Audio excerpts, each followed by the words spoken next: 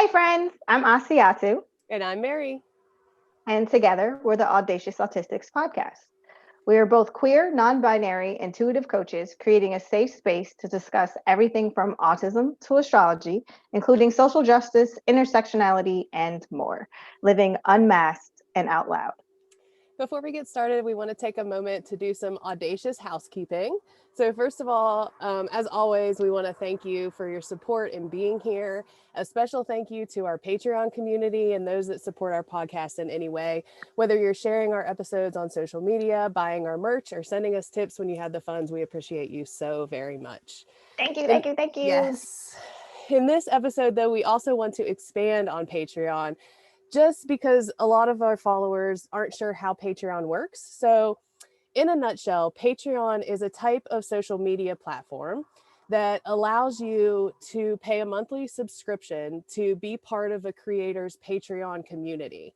And this allows creators to receive financial support for the work that they do. And it also brings a bit of control and safety to the platforms. And that's not necessarily something that you can get on Facebook, Instagram, Twitter, TikTok, etc. So our Patreon, Audacious Autistics podcast Patreon, the lowest tier is $3 a month, and it gets you bonus episodes and exclusive content that you won't see on any other platform. As you go up in the tiers, you can receive more exclusive perks and exclusive merchandise, etc., including Audacious Autistic classes that we're going to be offering in the future. Our first class is going to be in August, and there is a huge discount, and the tickets are on sale now. So, Asiatu, do you want to tell them a little bit about the classes that we'll be offering? Sure. So, our first live online class is titled Racism 101. Surprise! Yay! It's going to be August 22nd, which is a Sunday at 9 p.m. Eastern Daylight Time. The tickets are $30. Again, that's a discounted price as the thank you to you guys and for it being our first class. Initial. Yep. 20% of the proceeds go to mutual aid, so please keep that in mind as well. We're all about individuals, helping individuals, and especially autistic, Black, and trans, or a combination of all three. So again, 20% of the proceeds will go to mutual aid. The topics that will be discussed, or the bullet points, are basics of systemic racism, how to be an authentic accomplice, basic terms such as ally versus accomplice, commonly asked questions and misconceptions, and then it will end with a live question and answer session. Perfect. So how can they get the tickets? Good point. You can get the tickets by going to audacious.autistics on Instagram, or you can go to Asiatu Coach on Instagram. Links are in my bio on the link trees. So, yes. Perfect. Yay. And we're super, super excited. So again, that's happening next month. So go ahead and get your tickets at a discounted price. And check out our Patreon, where again, you can get all of our classes on the top tier of our Patreon. You have access to all of the classes as well in that tier. So check that out, and be sure to let us know if you have any questions or you have trouble with Patreon, need assistance, etc. You can reach out to us on any of our platforms, and we'll be, happy to help you. So, okay. And I don't know if you said that Patreon is a monthly subscription. Yeah. So, I don't know, at my ADD is all over the place, but anyway, that's okay. Yes, it's monthly subscription. We greatly appreciate those who have already subscribed, and we're looking forward to creating much more content for our Patreon folks. Yeah, absolutely. Absolutely. So if you like more personalized content and you can help us support us financially, etc., you can find the Patreon link in our description and in those same places where you can find the tickets as well. So we already put out a couple bonus episodes that you'll get as soon as you get into our Patreon, and we're planning to do another one next month on executive dysfunction. So be sure to look out for that as well. Okay, so all of that housekeeping out of the way, and now we get into the episode. So thank you so much for joining us for the 4th official episode in the All the Things series. In this episode, we're talking about ADHD and autism. So Asiatu and I are both autistic, and we also both have ADHD. And interestingly, it wasn't until 2013 that you could be diagnosed with both. So there's still so much that we need to learn as a society about these two neurodivergencies. So let's go ahead and get into it a little bit. So Asiatu, let's start just with, our own stories with ADHD and how that showed up for us in our lives. So I was diagnosed ADD in puberty. And at the time, ADD was separate from ADHD, whereas today that is not the case. The diagnosis ADD no longer exists, and it's just a part of the ADHD diagnosis. Mm-hmm. So, and real quick, for me, what does ADD stand for, and what does ADHD stand for? Oh, yeah, just that would for be our great. people. ADD is attention deficit disorder. Yeah. ADHD is attention deficit hyperactive disorder. Perfect. So for me, I was diagnosed with learning disabilities when I got tested, and one of the manifestations of that was my attention deficit disorder. And so I struggled really hard to basically stay focused on schoolwork, more so than anything. Mm-hmm. Basically anything that I wasn't interested in, let's just be real, because that's basically what ADHD is. So, and a lot of school I wasn't interested in, especially being Black and AFAB and going to predominantly white private schools in the DC area. So yeah, basically what they were trying to teach me, I was like, yeah, no, I ain't got time for that. So it manifested as me really struggling with like note taking.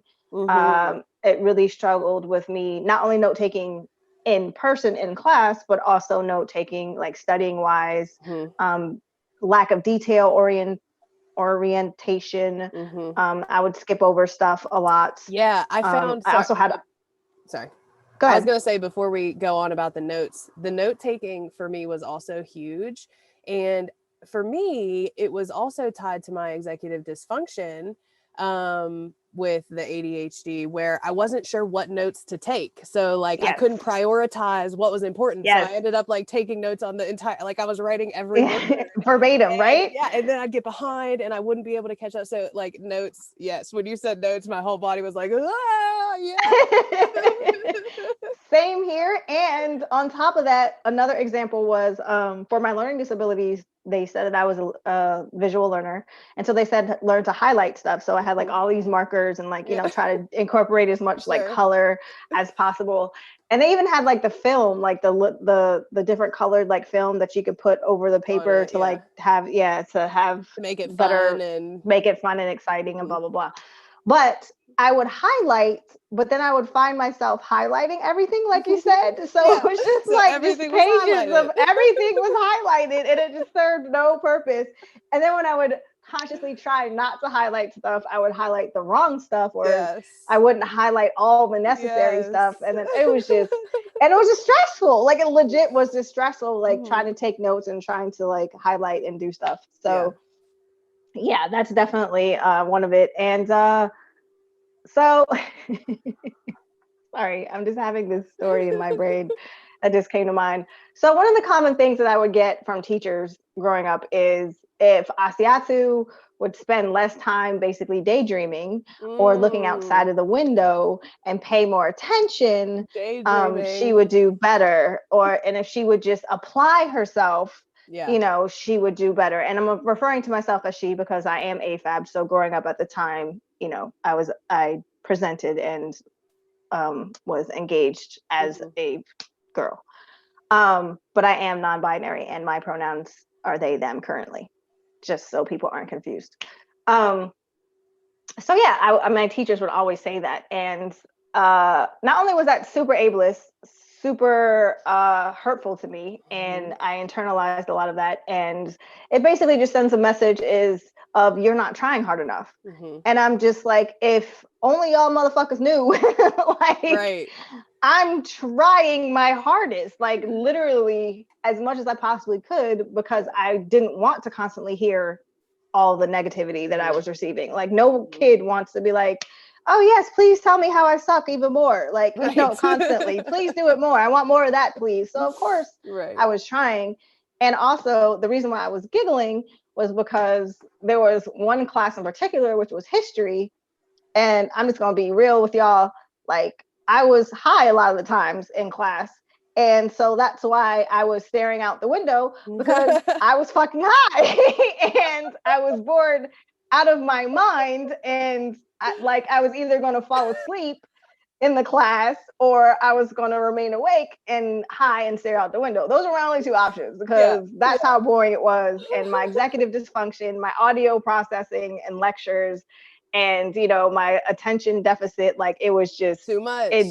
Too much overstimulating, too much. And I was just like, and I'm going to check out now. Yeah. So I just thought it was always funny. Oh, and speaking of which, nice time to plug. I am now working with New Aura Club, which has cannabis products. And one of them is the potent honey. I don't know if you can see this. But it's amazing. And specifically for neurodivergent people, it helps with insomnia, anxiety, stress, and pain relief. If you use my code, which is my name, Asiatu, you get 2 for 1. So buy one, get one free. And all that information, again, is a link in my bio on my Asiatu coach page on IG. And the owner is neurodivergent. Right? The owner is Black and neurodivergent. Yeah. So he's amazing and dope. So support Black business. Use my code and get 2 for 1. And which is amazing. A great deal, 2 for 1. Like, so exciting. So yay. So put 2 in your cart, only pay for 1, or put 4 in your cart, only pay for 2. So that's awesome. Yeah. But so back to me, little me in high school. So I struggled so much with so much of school, but my attention deficit definitely, and I would internalize a lot of like my anxiety and a lot of my stress by, withdrawing, as opposed to externalizing it, which we'll get into later, which is how, other groups of people tend to manifest. So that's my ADD story. What's your ADHD story? So I was one of those AFAB kids. AFAB is assigned female at birth. So I was one of those kids that fell through the holes here and didn't give the stereotypical ADHD stuff. Like, I wasn't active outwardly, so I wasn't bouncy. My legs didn't bounce. I wasn't super active, running around everywhere. So, ADHD in the town that I lived in, I didn't fit that mold. And so it wasn't until I was out of high school, out of college, that I got a diagnosis of having ADHD. And it actually wasn't until I moved out of West Virginia that I got my diagnosis. And so, but once I became an adult, I knew that there were ADHD things happening with me. Like, I would be in class, school was so difficult for me. Like, we already talked about the notes, that was difficult. Daydreaming, which is an ADHD trait, a very not necessarily like the stereotype of it, but daydreaming is one. And so I was very much a daydreamer. I had an inability to like focus and prioritize. So again, like with classes and classwork and stuff, like I didn't know what the priority was. So I remember like always starting school, so excited to start school, right? So I'm also autistic, and the way that those two things play together, we'll get into later. But, I was always super excited, and I would have all of my notebooks for each class, and I would have everything structured. And I was like, this year, this is the year, I'm not going to get behind. So it wasn't that I didn't want to do well in school, but it was like, then I would get in there and I'd get behind in the first week. And then by the middle of the semester, I'd be so lost and so behind, but I had notebooks of notes. But so it wasn't that like it was just a lot. So anyway, then I Oh, became, and I'm laughing not because I'm laughing at it you. I'm resonates. giggling because Yeah, it no, totally resonates, and that's no, I exactly know. me. And I love the different color binders and Yes, the notebooks. Everything was yes. organized with all the Yeah, my like mom and I would tabs. like cover the books I got for school with like the brown paper bags, and we'd like color them and make them all nice. Like I was super into school. Like I really wanted to do well, and I just struggled.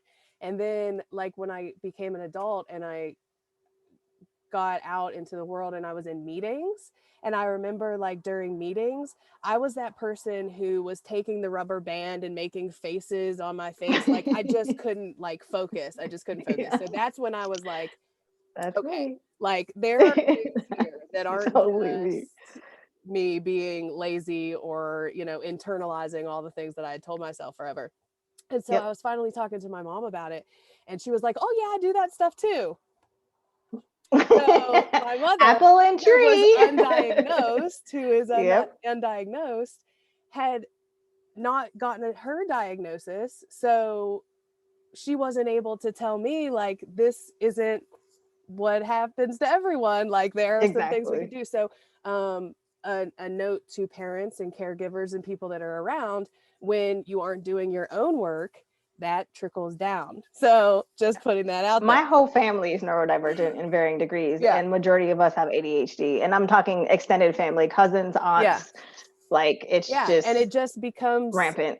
isn't everybody like this? Is like the Exactly. mentality that you get when it gets like that and no one's diagnosed. So anyway, so Especially as if your whole family's like that, like legit, yes, your whole family. You know what I yes, mean? Like agree. it's our norm. So Yeah. why would you think that there's Why would you anything think anything needed to be different? diagnosed? Right. Exactly. Exactly. So I, you know, became an adult and I moved here, and, you know, I started doing my own work. And then finally, like 2000, like between like 2014 and 2017 was when I got diagnosed with ADHD, and also when I realized I'm autistic. So that all kind of happened within like a couple years of each other. So I, you know, spent a lot of my life not knowing. And you know, knowing has been a huge shift for me. Just like I talk about with finding out that I'm autistic, it's just this ability for me to show up for myself in a new way, to show up for myself with compassion, to show up for myself with tools, and not seeing them as, you know, not shaming myself for Mm-hmm. being who I am. You know, like I got to the point where when I would be in meetings, my boss, who at the time was amazing with working with me as I was, and um, I didn't even have like a diagnosis yet. And he started letting me color in my coloring books during meetings, because he was like, I know you're paying attention because you're still talking and answering and doing all the things. But, you know, if you need to color to have your mind doing whatever at the same time, then absolutely do that. So whether that's the autism or the ADHD, like sometimes I'm like, I don't know what it is, but it's something. But I think that's really key for parents, especially who are listening, or people who think that they might be neurodivergent. For neurodivergent, specifically ADHD and autistic people, we like have so much going on in our brains that Yeah. sometimes we need to occupy certain points and certain Hmm. parts to even be able to concentrate. And Yes. I want people to understand that. So if you have that kid who always has his ear pods, you know, in his ears listening to music, Hmm. as long as he's engaged with you, don't worry about the music. Don't worry about Right. what they're doing outside of that. If they're able to engage and hold a conversation, then don't just keep harassing them. You wear them all the time, or they're always in your ears or whatever. Hmm. And I remember specifically growing up, like I work better and do better with music playing. Yes. And it was such a huge contention between me and like teachers and professionals and my Hmm. mom, because it was just like, oh my gosh, you can't do that. It's distracting you. Yeah. No, it's not No, distracting it's me. It's actually doing distracting the you. exactly. And it's doing the exact opposite to me. And that Hmm. helps me to focus, because it helps to keep my mind occupied, Yeah. so that there's less, you know, wheels going, so that I'm Hmm. able to focus. Hmm. So yeah, please keep that in mind. Music is a huge key. Like let Yeah. your kids listen to music. As long as they get their work done, it shouldn't Hmm. matter like what how they're getting it done. As long as they're getting it done and they're engaged, that's all that should matter. That should just be the goal. I forgot what else I was going to say. Classic ADHD. There was another thing that I did that I hate seeing with like parents as far as, like you said, doodling. Doodling is another manifestation. It's a common manifestation of ADHD. So just because someone's doodling does not mean that we're not paying attention. Just because someone's on the phone, like for me, sometimes I'll play games while I'm having a conversation, and I will still be able to hear and understand what they're saying and be able to be better. Exactly. If I'm like, engaged in something else. So it's not disrespectful. Right. So stop taking it as such. Stop internalizing it as such. That's very neurotypical, standard. Stop thinking that, it's distracting them, because our brains are different. Point blank, period. So stuff doesn't, another example is caffeine. Okay, so case in point, this episode is going to be all over the place. I'm just going to let y'all know. We both have ADHD, so welcome. Exactly. So another example is caffeine. For us, for people who have ADHD, it tends to have an opposite effect in the sense that it can make us sleepy and that we crash even harder than, most people who don't, or neurotypical people. So it's like, it'll give us a burst of, it'll give us a burst of energy. For me specifically, well, for some ADHD people, it'll give them a burst of energy, then they'll crash really hard. For some other ADHD people, it'll just make them sleepy, just point blank. Me. Like they literally can't do caffeine. And then for me, lucky me, I'm the one that's on delay. So like I will drink, I remember being at work sometimes and I would drink like a Coke at like 10 o'clock or 11 o'clock in the morning, because I'm just like, oh my God, I don't know how I'm going to get through the rest of the day. And it's not even lunch yet. And I will drink it. I'll get a little bit of energy. But when I go to sleep at night at like 10, 11 o'clock at night, I'm fucking wired from the fucking caffeine. And I'm just my like, husband's like that. I'm like, seriously? Like, body, now you're going to kick in when I'm like trying to go to sleep? Like, you've had all day, but no, like, so it just, we metabolize and it affects our brains differently. So just keep that in mind as well. And now I have no idea where we were on. So we were still like, we're still at the beginning. So we're still talking about our own experiences. Like, okay, it's fine. So the only other thing I was going to say about my lack of being diagnosed ADHD was, I already talked about how like the stereotypes, I didn't really fit a lot of those. I fit some of them, but I didn't fit all of them. And a lot of that too is because autistic people can be on either side of the extremes. So a lot of times it will mirror ADHD, but a lot of times the trait will be exactly the opposite. So like one of the traits with ADHD is that you can't focus on anything, right? Like that stereotype, right? That you can't focus on anything.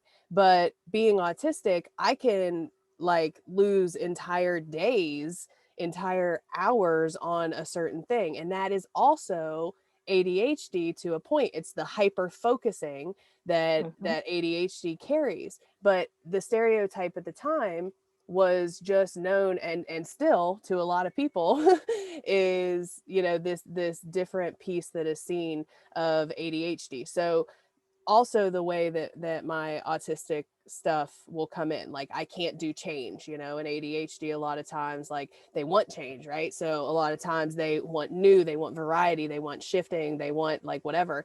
And autism is different a lot of times. So a lot of times autistic people want the same, they want structure, they want repetition. And that's very much me. I like sameness. I like repetition. I like knowing what's coming forward. So I was like, I can't be ADHD because I don't tick those boxes, So I think it's just so important to recognize that it can look so many different ways. And Asiatu and our experience is just some of them. And we're going to get into some more broader, like traits and how the two are similar and how they're different as we move forward. The other main thing for me with ADHD that I think a lot of people don't understand as a trait of ADHD is my moodiness and my irritability. And that comes from lack of emotional regulation, which comes tied into executive dysfunctioning. And that is all ADHD stuff. But I was just seen as moody. I was just seen as irritable. Oh Like my gosh, my yes. family, like my mother accused me of being on drugs, and I wasn't. I was just I was just unregulated. Like Yep. and so moodiness, irritability, unable to, deal with high levels of stress, those are all ADHD things as well. Which, I struggled with, but weren't like things that were like, oh, that's ADHD trait. So, it just kept getting misdiagnosed as other things. I just wanted to also touch on that's one of the reasons why I despise the name of attention Yes. deficit hyperactivity disorder, Yeah. because the whole attention deficit is, yes, that's part of it, but we also have a capability of being hyper focused. Yeah. And so, which is what you just briefly mentioned, but we'll get to more detail later. And then the hyperactivity disorder, again, is the stereotype of being physically active. And I want to mention that a lot of the hyperactivity in non-physically active people is internalized. So for me, I'm not necessarily the most physically active, but my mind and my emotions and my moods are constantly changing. And again, just like you, especially as a child, I was always told that I was moody and irritable, and I always was grumpy was another one. And I'm just like, Yeah. And then there's also the part where sometimes that's the combination of the ADHD with the sensory of the autism. So it's like I'm overwhelmed with the sensory aspect of my environment and everything, and then on top of that I have the irritability, and then the moodiness of the constantly forever changing ADHD. So it was just, It's just a man, you couldn't lot. pay me It's to go just through a puberty, lot. man. You couldn't pay me to go through puberty again. People were just like, Nope. oh my God, if someone offered you $1 billion, would you go through puberty? No, I wouldn't. I don't give a fuck how much money you're offering me. You cannot pay me to go through puberty again. It was awful. It sucked. Yeah, I agree. So I just wanted to just touch base on what ADHD is today. So there are 3 types of ADHD as of today. There's the predominantly inattentive, there's the predominantly hyperactive, impulsive, and then there's the combination of the two. And so the predominantly inattentive is basically what I'm pretty much more so, in that I have the daydreaming, I have the checking out, I have the internalization of my hyperactivity more so than the external. And then the hyperactive impulsive is the opposite, in which they externalize more. They're more fidgety, they're more physically active, they're more impulsive. And then there are those who have the combo. But I pretty much have a combo, but I'm definitely more predominantly inattentive. Yeah. And I am hyperactive impulsive. And I think the majority of us that have ADHD will have a combo, and and as we start to go into the traits and things, I think it's important to remember that everyone may experience some of these traits at some point in their life. That doesn't necessarily mean you have ADHD. When it becomes excessive, when it becomes consistent, when it becomes, just like repetitive, this impulsiveness, this excessive talking, this dreaming, this fidgeting, when it becomes your entire experience, that's when it becomes ADHD. So when you hear me talk about things and you're like, oh yeah, I do that sometimes, or oh, I did that once, like, okay, and that's not necessarily ADHD. Exactly. Same thing with any trait that you read about, having to do with autism, having to do with PTSD, having to do with any of those things. Like, it's when it becomes, like you had said, when it hinders your ability to do something, or when it is consistently existing in your experience, is when you should be like, oh, maybe I should check to see if I have ADHD. Yep. Yeah. So, and I think also a difference in the two that we see now, or the 3 different types. You can have the combination, and then you can have the inward and the outward. And I think too, this is a good time to talk about how Asiatu and I are both non-binary. So we don't believe in the gender binary. And we think it's relevant to discuss how the binary of genders is a hindrance in diagnosing. So a lot of times AFAB people assigned female at birth, girls growing up, or people that were assigned feminine growing up definitely had more of those internal kind of daydreaming and the things that are happening internally, which doesn't link up with the stereotypes of ADHD and autism, which is why a lot of times AFAB and girls go undiagnosed, because a lot of what is happening internally. And a lot of what has been said to be ADHD is from other people diagnosing what they see happening in others, which is that external fidgeting and that running all over the place and not paying attention and screaming and interrupting and all of those things that were outward. So, and white boys. and white boys. So the White other boys, piece yep. of the stereotype is definitely that both of those are rooted in whiteness as well. So, but before we get into talking about like girls and AFAB, I wanted just to have the conversation that we are both non-binary and we don't believe in the gender binary, but to have these conversations, we have to be able to address what society is rooted in, which is at this moment, the gender binary. And so talking about girls and women and AFAB people is relevant in this conversation. So to address the oppression of systems, you have to address the system itself. Yes. And to deny the system or to try to work around the existence of the system denies and invalidates a large group or large groups of people who are oppressed, who are the most vulnerable. Yeah. So again, like Mairi said, I'm non-binary. I don't believe in the binary. Neither one of us do. But until basically systemic patriarchy is dismantled, it's really unfair to not address the realities and the manifestations of that within communities. So with that being said, I wanted to talk about the differences between genders, I guess. Again, when I say girls, I mean girls, AFAB, or if you quote unquote feminine you presenting, hadn't physically transitioned in your life and you were, you know, seen as a girl growing up, like these are oftentimes the traits that you will have presented. So this some facts based on ADHD facts based on quote unquote girls. Boys are diagnosed 3 to 4 times more than girls, and girls are just as likely to have it. So again, perfect, you know, reality statistic of the manifestation of patriarchy. Some professionals, and to the extent that some professionals feel boys are overdiagnosed and girls are underdiagnosed. That's how common it is. The reasons behind it, which we touched based on, is the stereotypes of hyperactivity is more common in boys because the traits are rooted in white boy observation, as with autism as well. Because of the hyperactivity of boys tend to be more quote unquote troublesome externally and more attention is received. So it's easier, you know, the squeaky wheel gets the attention. Girls tend to mask better, which same with autism.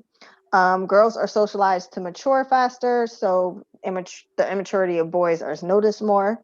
40% of people with ADHD have a learning disability. 75 to 80% of kids will develop a second or third diagnosis in their lifetime. Psychiatric condition, second or third psychiatric condition at some point, which ties into ableism, which is why it's not as commonly diagnosed. Girls are 3 times more likely to boys to be treated for depression before ever being diagnosed with ADHD. I thought that was very interesting because I was diagnosed with depression and anxiety and ADHD in puberty, and not autism until I was 40, 41. So yeah, I went through a lot of diagnoses before I received anything neurological. Yeah, exactly. So yeah. So basically how we are socialized. This is not to say that there is a girl ADHD and a boy ADHD. No. Yeah. It's just how the traits manifest. The way the traits are manifest are significantly influenced by how we're socialized. Yes. And with that being said, girls tend to be socialized more, in AFAB, tend to be more socialized to internalize and to mask. And boys, it's more external, and you know, hence why the hyperactivity aspect is easily seen. Yeah. Yeah. Yeah. Perfect. So I don't, we don't want to get this episode to be too long, but there's so much to cover.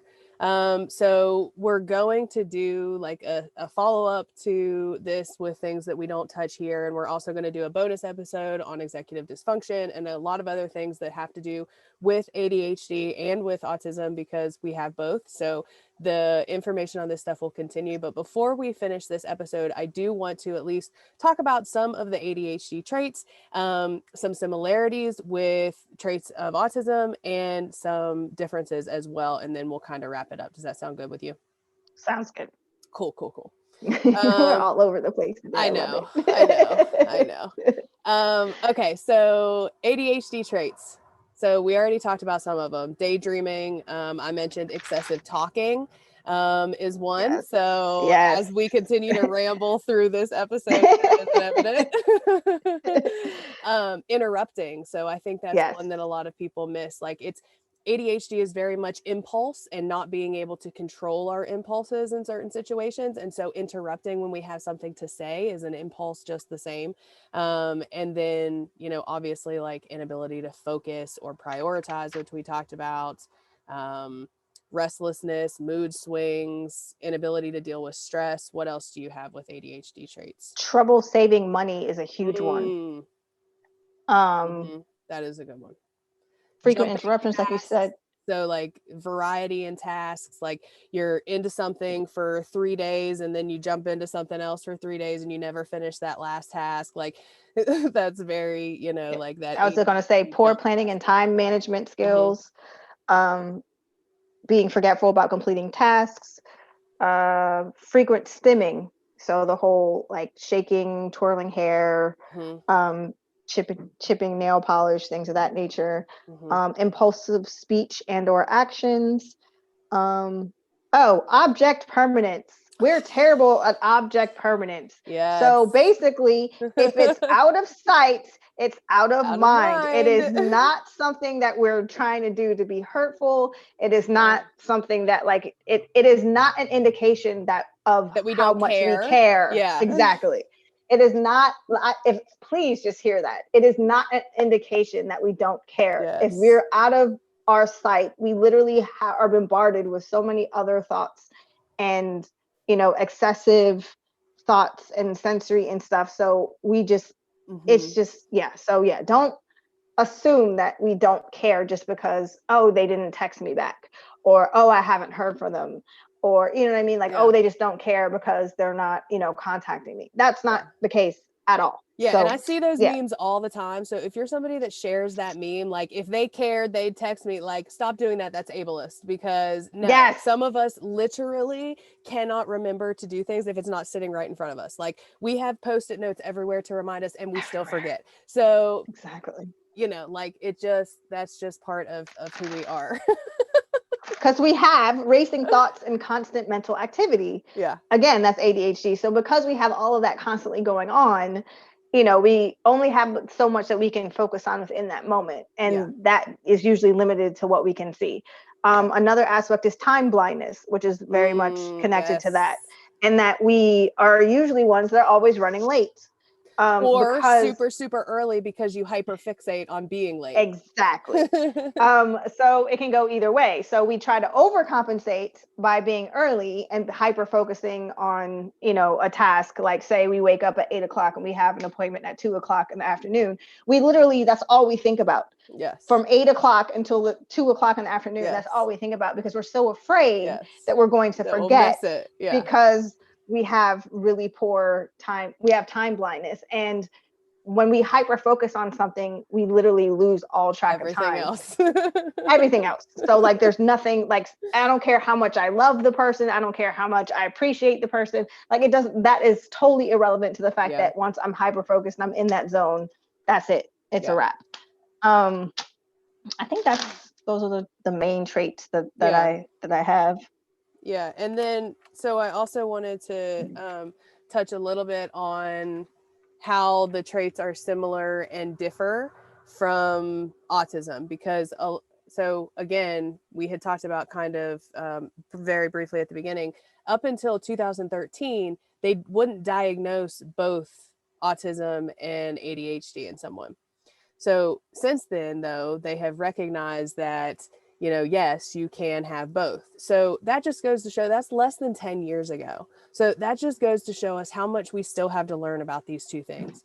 So many people question how different they actually are, right? The two of them, or are they rooted in the same thing? And science is doing that work to figure out like the biology and all of the different like reasons that people are and are not ADHD or neurodivergent in different ways. So as we talk about the similarities and the differences, we know that these are shifting all the time.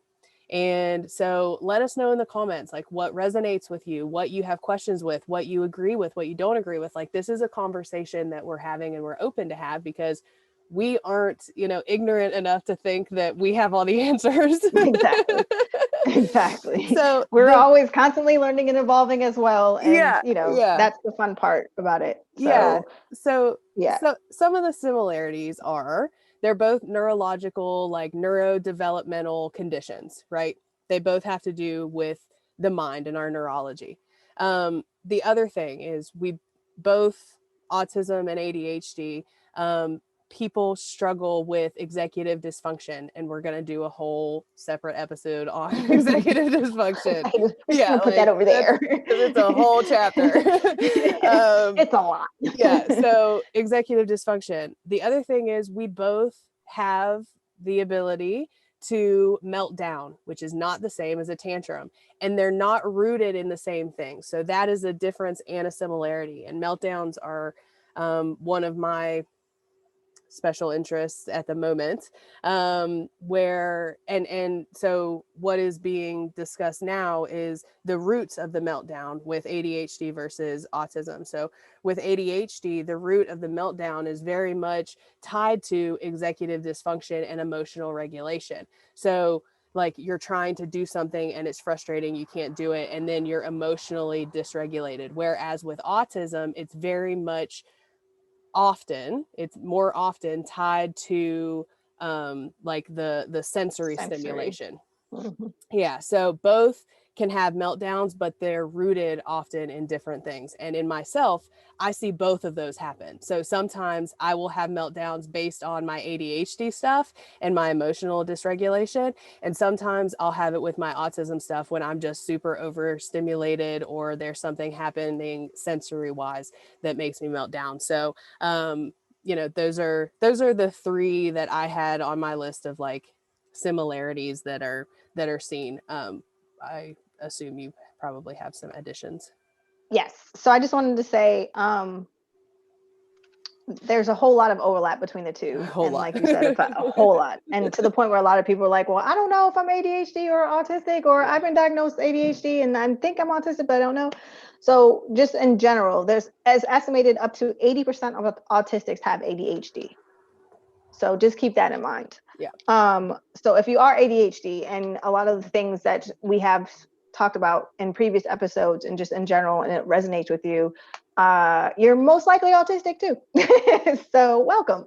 Yeah. And always journey. So take your time to get to that. Yes. People, and if you want resources, we got you. We're both here. Feel free to message us. We will happily give you free information and resource links to help you start you on that journey. We have no problem doing that. It's what we do.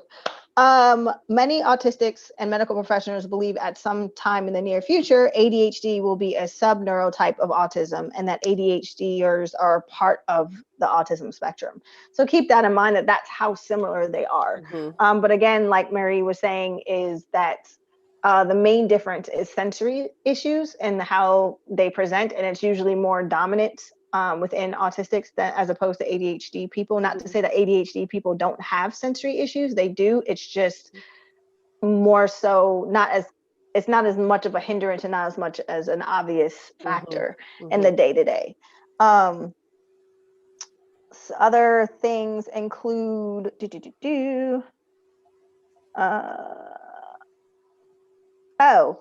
for autistics, we tend to struggle with interoception. So which means that the stuff that like certain things that happen within our body, like certain sensations, like if we're cold or if we're hungry, if we're thirsty, and also feelings, which is alexithymia, which is not being able to either connect to emotions or identify emotions. So that is another main difference with autism and ADHD. So ADHD, someone might have an aversion to a sensory situation and they can pinpoint and say, oh, well, you know, this is distracting me. Like, I can't stand that noise. It's really bothering me. For an autistic person, when we experience that, we might not know what it is. We might have no idea like what it is that's bothering us. And we might not even know how to express or identify the emotion of the irritation. So it might just be expressed as us just being moody and irritable, when it's actually, you know, something sensory in the sense that we're too cold or we're hungry, but we can't put or the things words of that to it. Exactly. And so for ADHD, there's more of a sense of, you know, being able to make that connection and to be more aware of the sensory aspects, which is a huge difference. Another thing is social cues. I was just going to tie that into like communication and social Exactly. shit. Yeah. ADHD tends to have social issues because of hyperactivity and impulsivity. Autism tends to have social issues because we don't understand social cues, and we don't know how to read facial expressions. We don't know how to, you know, our tone and communication is different than neurotypicals. So again, same trait, different manifestations and different roots of why.